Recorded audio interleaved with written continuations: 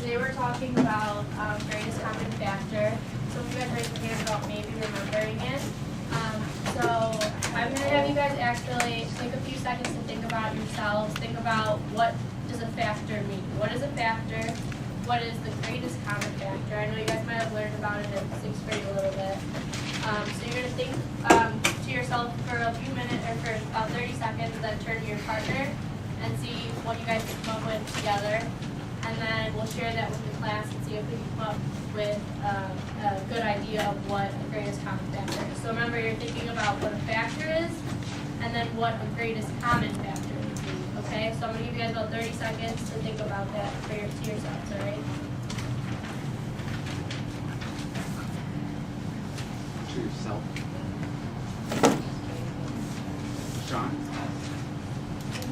And it should be silent right now, guys. Really good.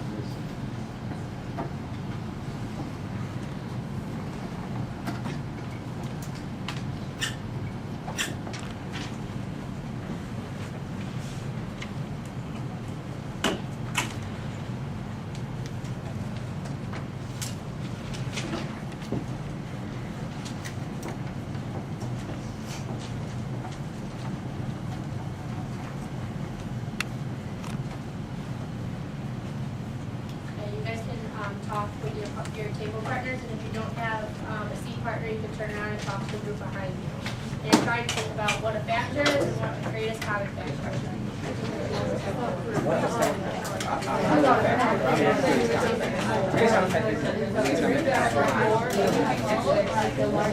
The biggest number that they have.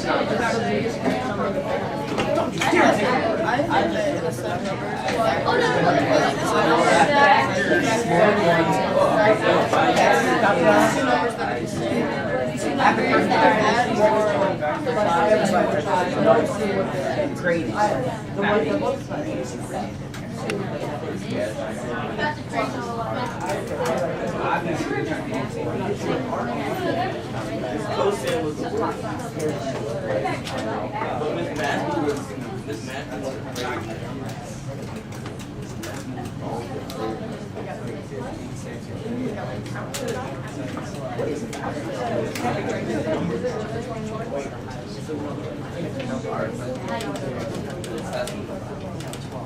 If you're right, you'll be very proud.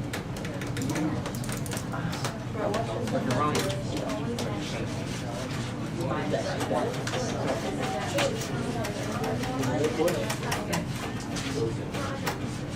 I'm going to give you guys about 20 more seconds.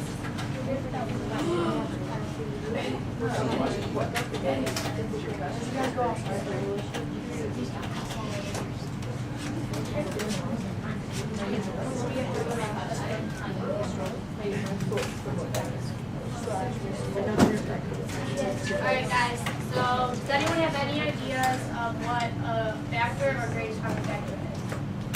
Alright, so like the greatest common factor of 8 would be like 4 and 2. So you're saying it's the greatest common factor, so you need kind of two things, right? Because you're comparing it. So an 8, you would compare with another number maybe.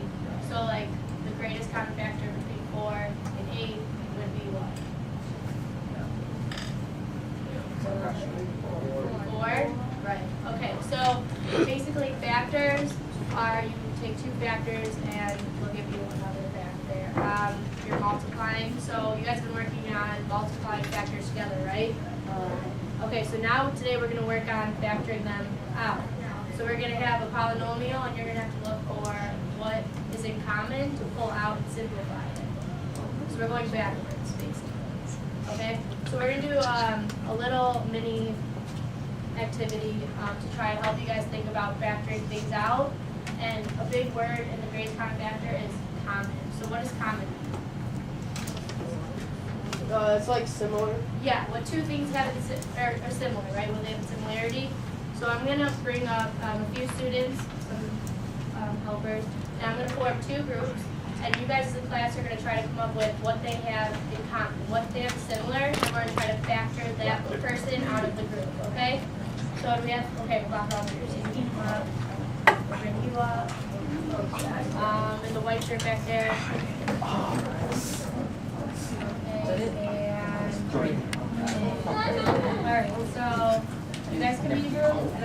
You. So who can see, what are some similarities between these two groups? Yes. Alright, well, they're white and then. Okay, well, that's true. I wasn't really going for that. Anyone else? Yes. 3 of them are wearing shorts and 1 of them is not. Okay, good.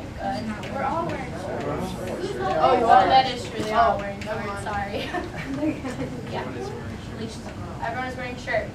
Okay, how about we go with, I'll pick gender. So what are we looking at for guys versus girls?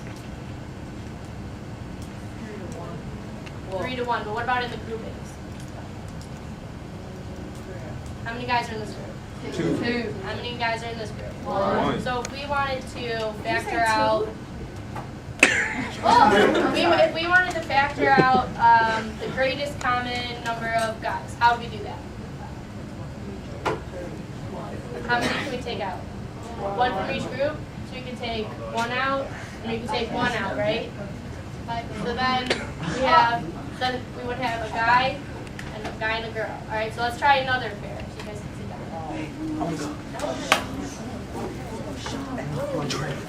And we're gonna stick with the gender. That'll keep it easier. Stay on the same page.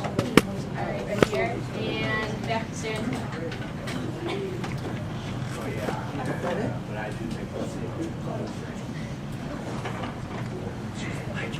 Okay, so they're their own separate groups. So if we're going for gender, what do we have in common? Nothing, right?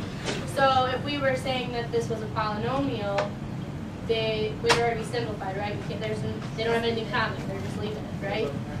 Does that make sense? Okay, great. 1 more. That was all. Oh, sorry. We'll do right here in the back. Yeah. And then right here. Pink. Sorry. We're doing secret number. And I need 2 more. All the way in the back, and then you can go up too. Alright, so we're gonna have you go over there, and you 2 can stay here. Alright, so remember, going off gender again, right? Boys and girls. So what do we have in common between the 2 groups? They both have 1 girl. They both have a girl and a guy, right? So if we were gonna pretend that these were a polynomial, how would we factor them out? Yes. You can take a girl and a guy. Alright, so we're going to take a guy and a girl from this group and a guy and a girl from this group. So you guys can just here, take this away. A guy and a girl. So with question now, so if this is a polynomial, and we just took the guy and the girl out of this, do we have a 0 here, or do we have still something left? What is left? Well, okay, a 1. So you would have the boy and girl, you take boy and girl out, you have a boy left. Take boy and girl out of this one, this stays a 1, so I'm a 1, okay? Alright, so you guys can sit that down. And then we're just going to go over, before Mr. Petty goes into greatest common factors with variables, we're just going to go over some simple greatest common factors. You guys find them. So what would be the greatest common factor of 6 and 12? Sorry, in the way. 6, right. Okay. What about 11 and 29?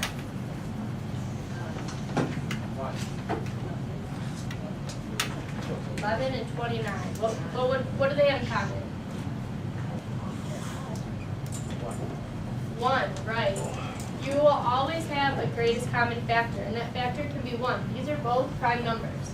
So the only thing that factors with them is 1 in themselves. So all they have in common is 1. All right, and we'll do one last one.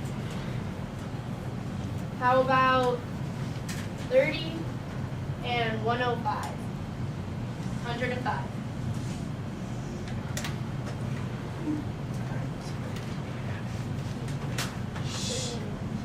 30 and 105, sorry.